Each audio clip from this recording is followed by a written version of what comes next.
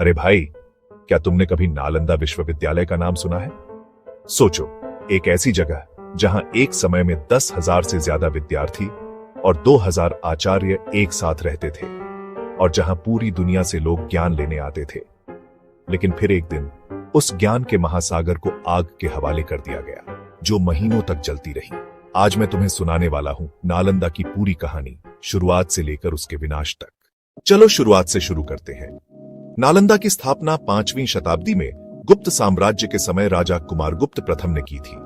नालंदा शब्द का अर्थ होता है ज्ञान का कमल। यह केवल एक विश्वविद्यालय नहीं था, बल्कि एक पूरा ज्ञान नगर था।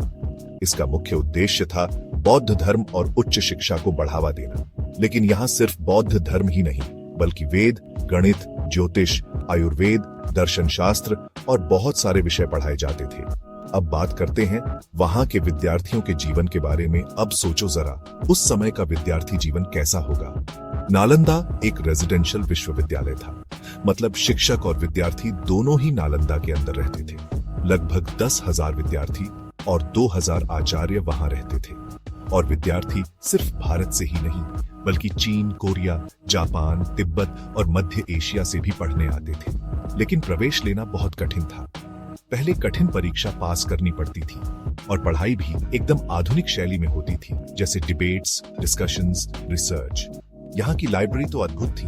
3 विशाल लाइब्रेरी, जिनका नाम रत्नसागर, रत्नोदधि और रत्नरंजक। कहा जाता है कि वहां लाखों ग्रंथ और मैन्युस्क्रिप्ट सुरक्षित थी। मतलब उस समय का एक तरह से गूगल था नालंदा।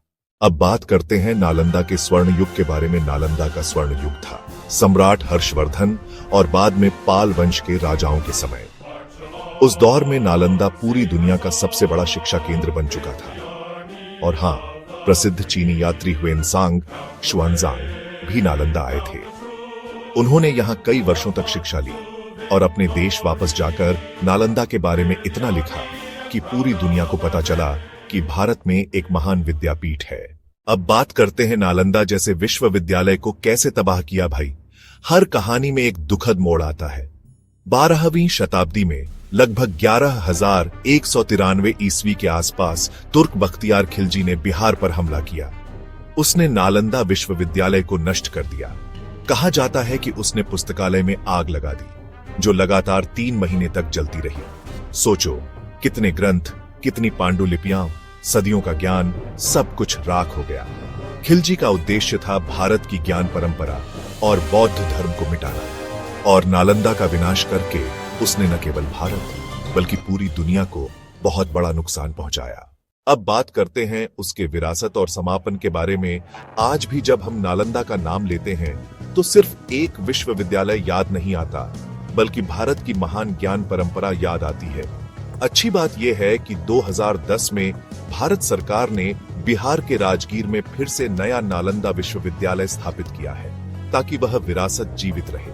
नालंदा की कहानी हमें यह सिखाती है कि ज्ञान को कोई तलवार मिटा नहीं सकती और शिक्षा ही असली शक्ति है, जो समय के साथ और भी प्रखर होती जाती है। यह थी कहानी पूरी नालंदा विद्यापीठ की। अगर आपको भारत के इतिहास की ऐसी रोचक कहानियां पसंद हैं, तो इस वीडियो को लाइक करें, दोस्तों के साथ शेयर करें और चैनल को सब्सक्राइब करना न भूलें। अगली बार हम एक और दिलचस्प कहानी लेकर मिलेंगे। तब तक के लिए जय श्री कृष्णा।